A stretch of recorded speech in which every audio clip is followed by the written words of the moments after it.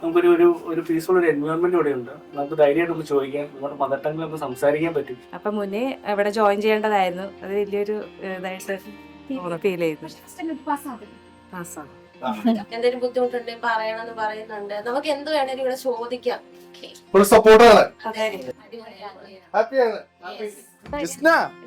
എന്താണ് 100% വിജയമായി 100ാമത്തെ ബാച്ചാണല്ലോ. ഭയങ്കര സെലിബ്രേഷൻ ആണോ ഇവിടെ?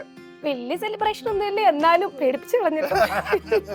അല്ല, ഇത്രയും വലിയ ഷോക്കിംഗ് ന്യൂസ് ആണല്ലോ. ഒരു 100 ബാച്ച് എന്നൊക്കെ പറയുമ്പോൾ ഒരു വലിയ സക്സസ് ആണല്ലോ നിങ്ങളുടെ ഒരു കരിയറിനകത്ത്. എങ്ങനെയാണ് നിങ്ങളുടെ സെലിബ്രേഷൻ പരിപാടികൾ? എന്താണ്? വലിയ സെലിബ്രേഷൻ ഒന്നും ഇല്ല, പക്ഷെ എന്നാലും ഒത്തിരി സന്തോഷം. 100th ബാച്ചാണ് ഈ ഒരു ബാച്ച് എന്ന് പറയുന്നത്. അത് ഞങ്ങൾ ഒത്തിരി സന്തോഷത്തോടെയാണെന്ന് പറയുന്നത്. കാരണം എല്ലാം 100% റിസൾട്ടാണ്. ഇനി ഇവരായിട്ട് അതിന് മാറ്റം ഉണ്ടാക്കരുതെന്ന് എല്ലാവരോടും പറഞ്ഞിട്ടുണ്ട്. ഒരു വാണിംഗ് കൂടിയാണ്. പക്ഷെ എന്നാലും സോ ഹാപ്പി. യെസ്.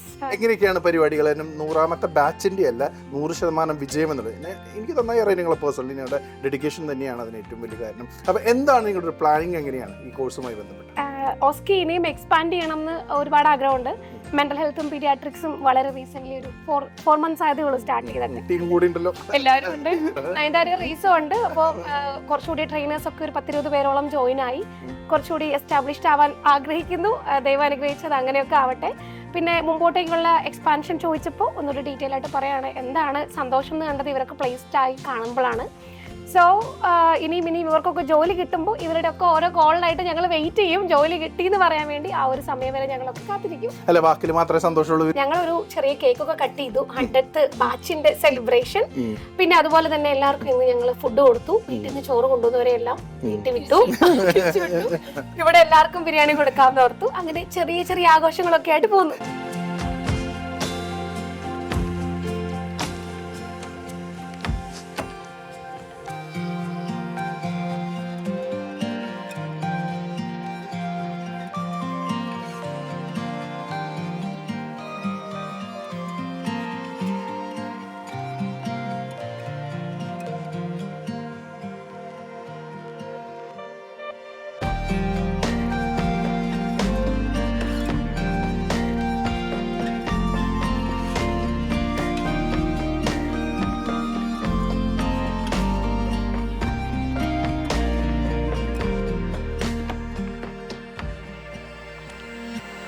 ഏറ്റവും വലിയൊരു പ്രത്യേകത ഒരു ഫാമിലി ആണ്.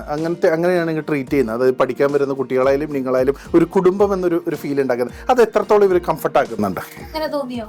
അങ്ങനെ ഇവർക്ക് എത്ര കംഫർട്ട് ആവുന്നു ഇവരാണ് പറയുന്നത്. ഫീൽ ചെയ്യുന്ന ഒരു 4th ഡേയിലാണ്. നിങ്ങൾക്ക് എന്തെങ്കിലും ഫീൽ ചെയ്യുന്നുണ്ടോ? ചെറുതായിട്ട് നേരത്തെ ഈ സെന്ററിൽ ജോയിൻ ചെയ്യേണ്ടതായിരുന്നു. ഞങ്ങൾ ഓൺലൈൻ ക്ലാസ് വേറൊരു മാമിൻ്റെ അടുത്ത് എടുത്തേ. ഇപ്പം അത് ഇവിടെ വന്നപ്പോഴാണ് മനസ്സിലായി ഒത്തിരി മിസ്റ്റേക്കുകളുണ്ട്. അവിടെ പഠിച്ച പോലെയല്ല ഇവിടെ. പിന്നെ അതുപോലെ ഇങ്ങനെയാണ് ഫോളോ ചെയ്യേണ്ടതെന്ന് കുറച്ചുകൂടെ മനസ്സിലായി. ഇങ്ങനെ തന്നെ എക്സാമിന് വരുള്ളൂ എന്ന് മനസ്സിലായി. ഒത്തിരി കാര്യങ്ങൾ പഠിക്കാൻ പറ്റി. അപ്പം മുന്നേ ഇവിടെ ജോയിൻ ചെയ്യേണ്ടതായിരുന്നു. അത് വലിയൊരു ഇതായിട്ട് ഫീൽ ചെയ്തു. പാസ്സാണ്. നമുക്ക് നമ്മുടെ വീട് വിട്ട് നിൽക്കുന്ന ഒരു വിഷമം തോന്നിയില്ല. നമ്മുടെ കാര്യങ്ങളൊക്കെ നിങ്ങൾ ഇടയ്ക്കിടയ്ക്ക് വിളിച്ച് ചോദിക്കുന്നുണ്ട്. ഓക്കെ ആണോ എന്ന് ചോദിക്കുന്നുണ്ട്.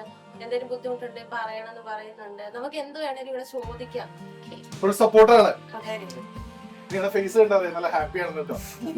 നിങ്ങൾക്ക് ഇവിടെ വന്നിട്ട് ഏറ്റവും ഇഷ്ടമായത് എന്താണ്? ആ ക്വസ്റ്റ്യൻ പ്രിൻസിനോട് തന്നെ ചോദിക്കട്ടെ ഞാൻ. അയ്യോ, അത് പറ. ഇവിടെ വന്നിട്ട് ഏറ്റവും ഇഷ്ടമായ കാര്യം എന്താന്ന് പ്രിൻസ് ഉള്ളിന്ന് പറയൂ. എന്താ പ്രിൻസ്?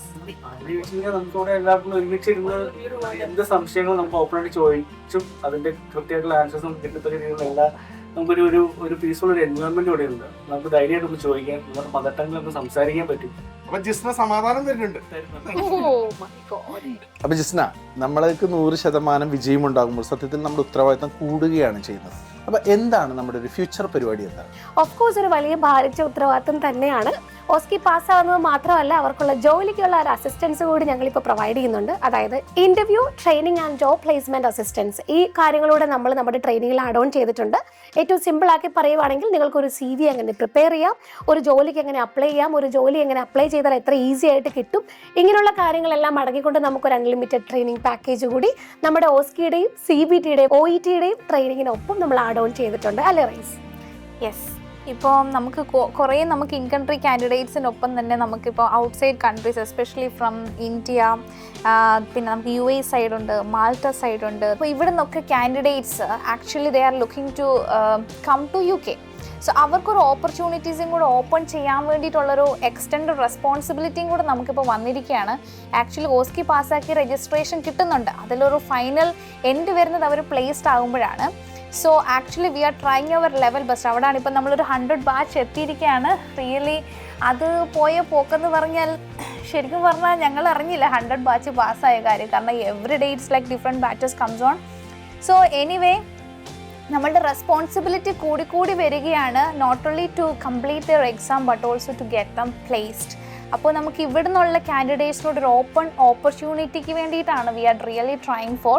അതിന് വേണ്ടിയിട്ടാണ് ഇപ്പോൾ ജിസ്ന പറഞ്ഞ പോലെ തന്നെ നമുക്ക് interview training and preparation is really important. അതുകൊണ്ട് തന്നെ നമ്മളത് അൺലിമിറ്റഡ് ആയിട്ട് ട്രെയിനിങ് ആക്സസിബിലിറ്റി കൊടുക്കുകയാണ്. As well as from our side we are trying our level best to get placed. ഇപ്പൊ തീർച്ചയായിട്ടും നിങ്ങൾ ഒരു കാര്യം പറഞ്ഞു, നിരവധി രാജ്യത്ത് നിന്ന് UK വരുന്നു, നിരവധി കുട്ടികൾ പഠിക്കാൻ വരുന്നു, അതുപോലെ തന്നെ എല്ലാവരും പാസ്സാകുന്നു. അപ്പൊ എന്താണ് ഈ ഒരു പ്രസന്റ് കണ്ടീഷൻ, അവരുടെ ഒരു സാധ്യത എന്താണ്?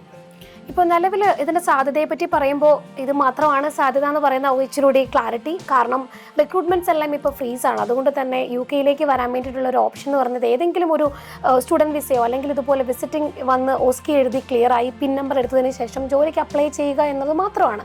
അതുകൊണ്ട് തന്നെ ഇതിൻ്റെ സാധ്യത എന്ന് പറയുന്നത് നമ്മുടെ ഫസ്റ്റ് ബാച്ച് വന്ന ഒരുപാട് പേരും പ്ലേസ്ഡ് ആയിട്ടുണ്ട്, സ്പോൺസർഷിപ്പ് വന്നിട്ടുണ്ട്, അവരൊക്കെ ജോലികളിലേക്ക് കയറുകയാണ്.